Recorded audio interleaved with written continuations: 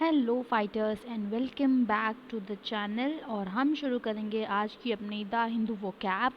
लेकिन इसको शुरू करने से पहले आप सबसे रिक्वेस्ट है कि जो चीज़ें मैं एटलीस्ट वीडियो के टाइम पे देती हूँ उनका तो आप लोग रिप्लाई किया करो कमेंट में, क्योंकि सिर्फ एक या दो लोग के ही रिप्लाई आते हैं कि अगर मैं कुछ पर्टिकुलर वर्ड पूछती हूँ तो उसकी मीनिंग एक या दो लोग ही देते हैं। तो उम्मीद है कि आप जितने से ज़्यादा से ज़्यादा लोग देंगे उतना ही अच्छा रहेगा। तो चलिए हम शुरू करते हैं। तो जो हमारी आज की फर्स्ट वर्ड है जो हमारा वो है रिकनसाइल। रिकनसाइल का मतलब है रीयूनाइट या फिर रीयूनिट, मतलब समाधान करना। सिनोनिम्स हैं पैसिफाई या फिर अपीज, और एंटोनिम्स हैं स्ट्रेंज। तो जो हमारा वर्ड है वो है रिकनसाइल, जिसका मतलब है रीयूनाइट या फिर समाधान करना, और इसके सिनोनिम्स हैं पैसिफाई या फिर अपीज, और एंटोनिम्स हैं स्ट्रेंज। एग्जाम्पल देखते हैं। He sought my advice on how to reconcile the conflict। मतलब उसने मेरी एडवाइस समझी जानी और समझने की कोशिश की कि कैसे कन्फ्लिक्ट का समाधान किया जाए। नेक्स्ट जो हमारा वर्ड है वो है डॉडजी। डॉडजी का मतलब होता है डिसऑनेस्ट या फिर बेईमान। इसके सिनोनिम्स हैं डिसीटफुल या फिर ड्यूबियस, और एंटोनिम्स हैं ऑनेस्ट। तो जो हमारा वर्ड है वो है डॉडजी, जिसका मतलब होता है डिसऑनेस्ट या फिर बेईमान, और सिनोनिम्स हैं इसके डिसीटफुल या फिर ड्यूबियस, और एंटोनिम्स हैं ऑनेस्ट। एग्जाम्पल देखते हैं। I had to deal with a dodgy second hand car salesman। मतलब मुझे एक बेईमान सेकेंड हैंड कार बेचने वाले के साथ डील करना है। चलिए आगे बढ़ते हैं हम। तो जो हमारा वर्ड है वो है इरिटेंट। इरिटेंट का मतलब होता है अनॉयंस या फिर चिढ़। इसके सिनोनिम्स हैं इरिटेशन या फिर पिन प्रिक, और एंटोनिम्स हैं हेल्प। तो जो हमारा वर्ड है वो है इरिटेंट, जिसका मतलब होता है अनॉयंस या फिर चिढ़, जिसके सिनोनिम्स हैं इरिटेशन या फिर पिन प्रिक, और एंटोनिम्स हैं हेल्प। चलिए अब एग्जाम्पल देखते हैं। The reasons for his irritant are now well known.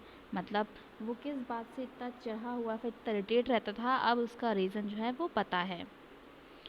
अब बढ़ते हैं नेक्स्ट वर्ड की तरफ, जो कि है स्ट्रीमलाइन। स्ट्रीमलाइन का मतलब होता है एफिशिएंट या फिर कारगर बनाना। इसके सिनोनिम्स हैं स्मूथ रनिंग या फिर ऑर्गेनाइज्ड, और एंटोनिम्स हैं इनएफिशिएंट। जो हमारा वर्ड है वो है स्ट्रीमलाइन, जिसका मतलब है कारगर बनाना या फिर एफिशिएंट, और इसके सिनोनिम्स हैं स्मूथ रनिंग या फिर ऑर्गेनाइज्ड, और एंटोनिम्स हैं इनएफिशिएंट। एग्जाम्पल देखते हैं। The company streamlined its operations by removing whole layers of management। मतलब जो कंपनी है उसने खुद को एक एफिशिएंट मैनर में लाके खड़ा किया है, वो भी किस वजह से, जिससे कि जो भी पूरे मैनेजमेंट की एक लेयर थी उसको, उसके ऑपरेशंस को रिमूव करके। बढ़ते हैं नेक्स्ट स्लाइड की तरफ। स्लाइड में जो हमारा वर्ड है वो है अंडरस्कोर। अंडरस्कोर का मतलब है हाईलाइट या फिर उभारना। इसके सिनोनिम्स हैं अंडरलाइन या फिर पॉइंट अप, और सिनोनिम्स हैं अंडरस्टेट।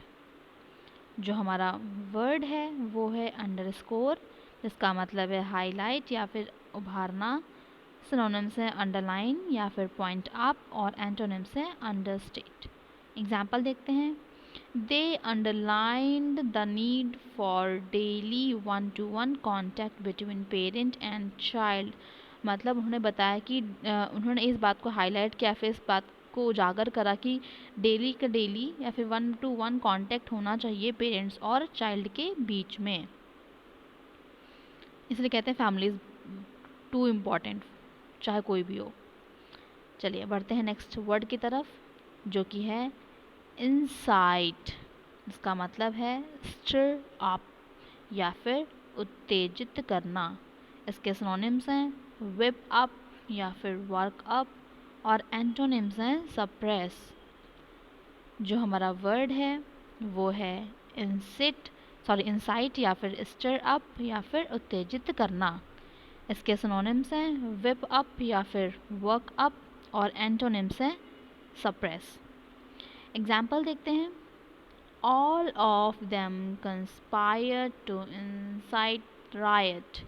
मतलब कंस्पायर्ड का मतलब क्या होता है आप मुझे बताओगे? मतलब उन सभी ने मिलकर कंस्पायरेसी की कि हमें राइट्स को और उत्तेजित करना है। बढ़ते हैं नेक्स्ट स्लाइड की तरफ। तो इसमें जो हमारा पहला वर्ड है वो है अनफेटर। अनफेटर का मतलब होता है आंटी या फिर छुड़ा देना। इसको आप अनटाई भी कह सकते हो। अनटाई ही है, आप इसको आंटी भी बहुत लोग बोल देते हैं। तो नेक्स्ट हमारा इसके जो सिनोनिम्स हैं वो हैं अनचेन या फिर अनबाइंड, और एंटोनिम्स है बाइंड।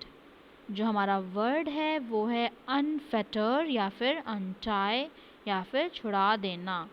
इसके सिनोनिम्स हैं अनचेन या फिर अनबाइंड, और एंटोनिम्स है बाइंड। एग्जाम्पल देखते हैं। The guards unfetter the prisoners. मतलब जो गार्ड है उसने प्रिजनर्स को छुड़ा दिया। नेक्स्ट जो हमारा वर्ड है वो है स्ट्रेन्ड। स्ट्रेन्ड का मतलब होता है फोर्स्ड या फिर अस्वाभाविक। इसके सिनोनिम्स हैं कॉन्स्ट्रेन्ड या फिर लेबर्ड, और एंटोनिम्स हैं नेचुरल। जो हमारा वर्ड है वो है स्ट्रेन्ड, जिसका मतलब है फोर्स्ड या फिर अस्वाभाविक, और सिनोनिम्स हैं कॉन्स्ट्रेन्ड या फिर लेबर्ड, एंटोनिम्स हैं नेचुरल। एग्जाम्पल देखते हैं। She gave a strained laugh। मतलब उसने बहुत ही अस्वाभाविक हंसी दी। बढ़ते हैं नेक्स्ट स्लाइड की तरफ। इसमें जो हमारा फर्स्ट वर्ड है वो है रेजोल्यूशन। इसका मतलब होता है डिटर्मिनेशन या फिर प्रण। इसके सिनोनिम्स हैं पर्पस या फिर रिजॉल्व, और एंटोनिम्स हैं इररेजोल्यूशन। तो जो हमारा वर्ड है वो है रेजोल्यूशन, जिसका मतलब है डिटर्मिनेशन या फिर प्रण। और ये वही रेजोल्यूशन है जिसे आप हर एक नए साल पे लेते हो जो कभी पूरा नहीं हो पाता है जैसे मेरा कभी नहीं होता है वेट लॉस का। खैर, तो रेजोल्यूशन का मतलब होता है डिटर्मिनेशन या फिर प्रण। सिनोनिम्स का मतलब है पर्पस या फिर रिजॉल्व, और एंटोनिम्स का मतलब है इररेजोल्यूशन। एग्जाम्पल देखते हैं। He handled the last British action of the war with resolution। मतलब उसने जो लास्ट ब्रिटिश एक्शन था वॉर का उसको बहुत ही डिटर्मिनेशन के साथ हैंडल करा। तो ये थे हमारे एक रह गया है। लास्ट जो हमारा वर्ड है वो है स्पार्क, जिसका मतलब है कॉज या फिर कारण बनना। इसके सिनोनिम्स है गिव राइज टू या फिर सेट इन मोशन, और एंटोनिम्स है एंड। जो हमारा वर्ड है वो है स्पार्क, जिसका मतलब होता है कॉज या फिर कारण बनना। इसके सिनोनिम्स हैं गिव राइज टू या फिर सेट इन मोशन, और एंटोनिम्स हैं एंड। एग्जाम्पल देखते हैं। The trial sparked a furious row. मतलब जो ट्रायल है वो एकदम से फ्यूरियस रो का कारण बना। तो ये थे हमारे वर्ड्स, और एट द एंड मुझे आपसे एक रिक्वेस्ट करनी है। तो जो मेरी रिक्वेस्ट थी वो ये है कि ये लाइब्रेरी जो है मेरी है, मतलब मैंने स्टार्ट करी है अभी परसेवरेंस लाइब्रेरी नाम से। ये गोमती नगर में है, लखनऊ में। अगर आप में से कोई भी आपका फ्रेंड हो या फिर आप खुद भी अगर ज्वाइन करना चाहते हैं तो प्लीज़ आके लाइब्रेरी एक बार विज़िट करें। आपको गोमती नगर में बहुत सही लाइब्रेरी मिलेगी।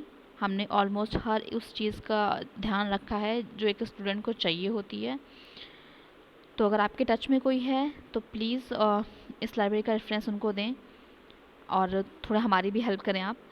तो चलिए अब मिलते हैं आपसे हम नेक्स्ट वीडियो में। तब तक के लिए thank you and bye bye.